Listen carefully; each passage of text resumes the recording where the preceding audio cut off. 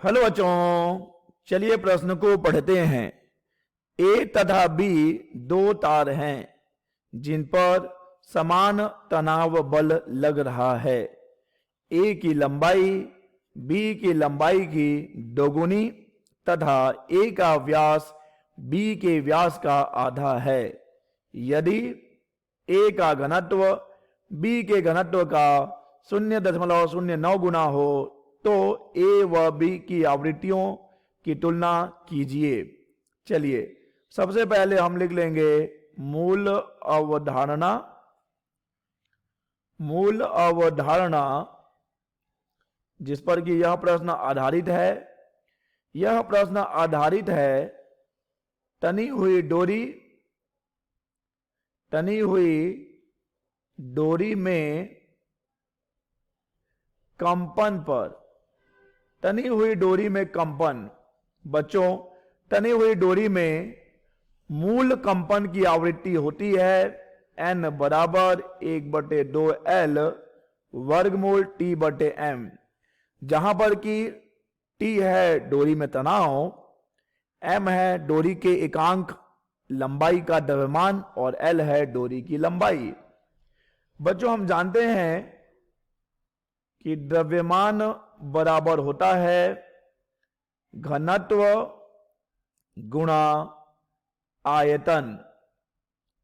अगर हम मान लें कि डोरी का कुल द्रव्यमान कैपिटल M है, घनत्व रो है और आयतन V है, तो बच्चों आयतन को लिखा जा सकता है अनुप्रस्थ परिच्छेद का क्षेत्रफल गुणा लंबाई।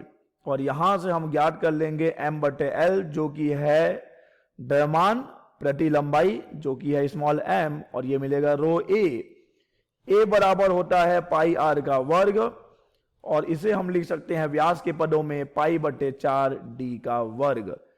तब बच्चों आवृत्ति का सूत्र हो जाएगा n बराबर 1/2L वर्गमूल T/π/4d का वर्ग, और यहां पर हम लिखेंगे घनत्व यानी कि रो।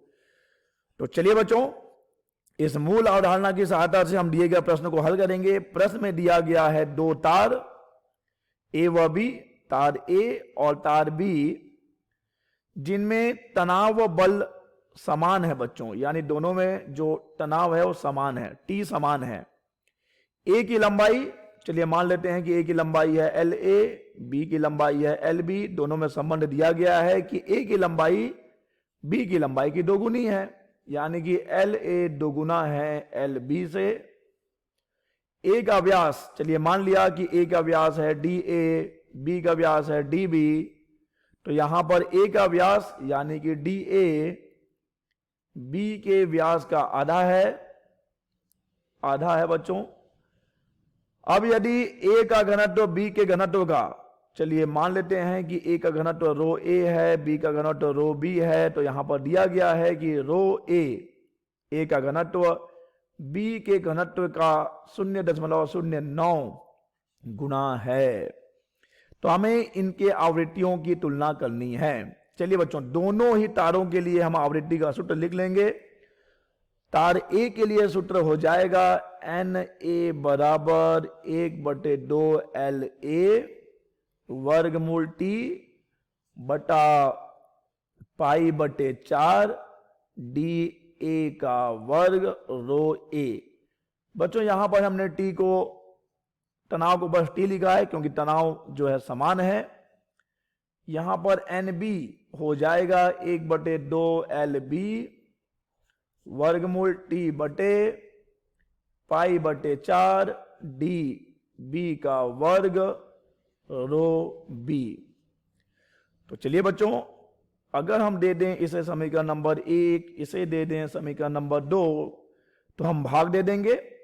समीकरण 1 में भाग दे देते हैं समीकरण 2 का, तो हमें मिल जाएगा एन ए का मान है 1/2L ए वर्गमूल, ये समीकरण नंबर 1 है, वर्गमूल बच्चों T बटे π/4 डी ए का वर्ग और रो ए है, और इसे हम भाग दे रहे हैं एन बी, जिसका कि मान है 1/2 LB वर्गमूल T बटा पाई बटा 4 dB का वर्ग रो ए।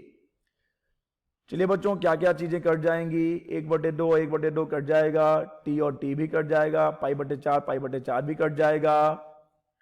तो हमें मिलेगा NA बटा NB, NA बटा NB बराबर मिल जाएगा, देखिए ये हो जाएगा LB बटा LA, LB बटा LA हो जाएगा, और वर्गमूल में मिलेगा DB वर्ग बटे DA वर्ग,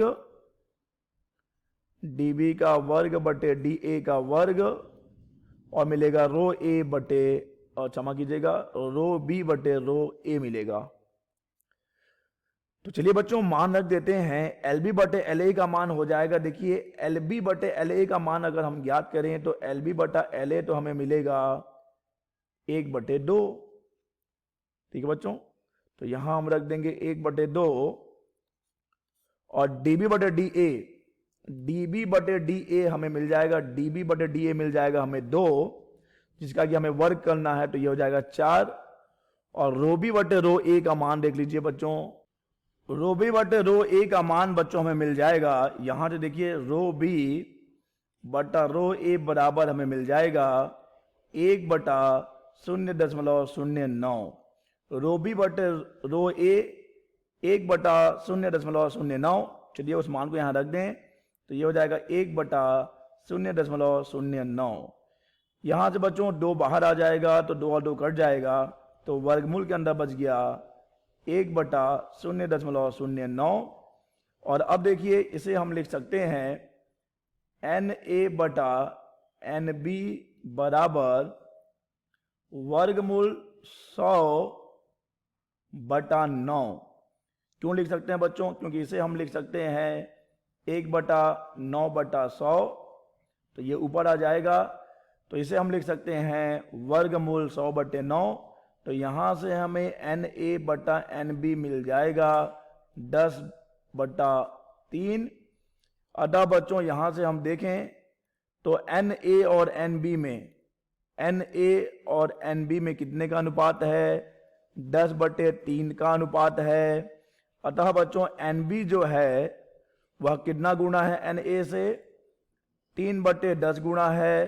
अतः बच्चों NB जो होगा और 0.3 गुना होगा NA का। यह है बच्चों NA और NB में संबंध, NB 0.3 गुना होगा NA का। आशा करते हैं बच्चों आपको यह प्रश्न समझ आया होगा। धन्यवाद।